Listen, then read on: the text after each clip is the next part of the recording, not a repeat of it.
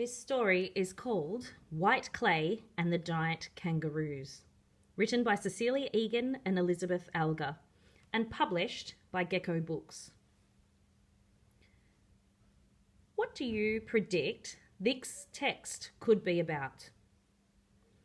Now, I've seen some artworks like this before, and to me, this looks like Aboriginal or Indigenous artwork. What do you think the title tells you about this story? It says White Clay and the Giant Kangaroos. Now I can see some giant kangaroos in the background there, and I can see that this young man is trying to pick up something white in the creek bed. And I know that clay is a type of soil or a mud that you can get. I'm wondering, perhaps this is the white clay that the title is talking about.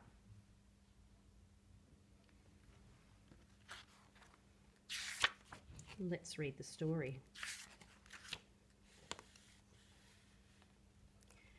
The storytellers of the Wiradjuri tribe say that a long time ago, people ate their food raw because they had never heard of fire. In those days, giant kangaroos lived in the same lands as the Wiradjuri. These kangaroos were 3 meters tall. That means if one was in your bedroom, it would have to bend over, or else its head would be hitting the ceiling. Wow, that's tall. These giants ate grass and leaves, but they did not like people, and sometimes they squashed them. And you can see the huge kangaroos here. And there's an Indigenous young man standing there. Would definitely squash him if he stepped on him.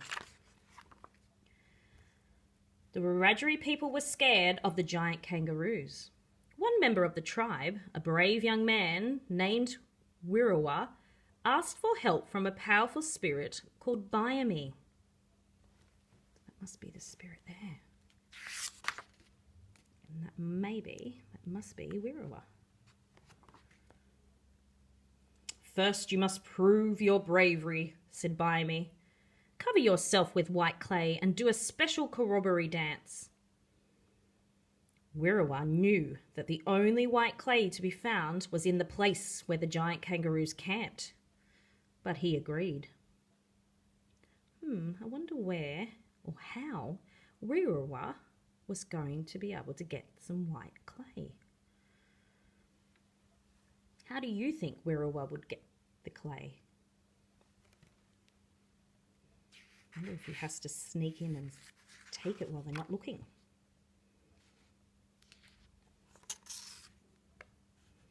Before he set out to get the white clay, he rubbed goanna fat all over his body, then rolled in the dust until he looked like an ordinary piece of dirt.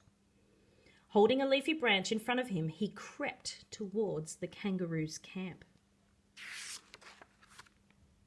Unnoticed by the kangaroos, Wirrawa scooped up as much clay as he could carry.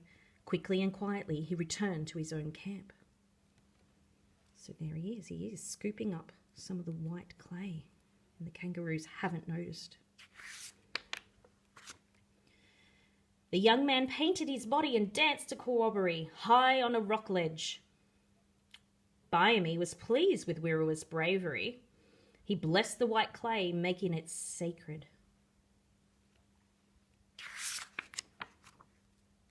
Then Biami caused the breeze to make 2 sticks rub together and burst into flame, starting a bushfire. The Wiradjuri were amazed. They'd never seen fire before. Wow. 2 sticks are rubbed together and it's exploded into fire. What do you think they could use the fire for? Perhaps they're using it to light up their cave. Or perhaps they could be using it to cook their food, finally. We'll find out. Safe on the rock ledge with Wirrawa, the tribe watched as the bushfire chased away the kangaroos. The giant animals never returned. Wow, that was a great idea. They could chase away those giant animals. with the fire. The people were very happy, and now they knew how to make fire by rubbing sticks together. The Wiradjuri never had to eat raw food again.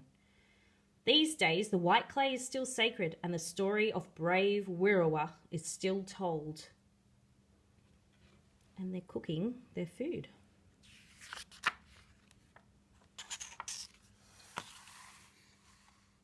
And that's the end of the story.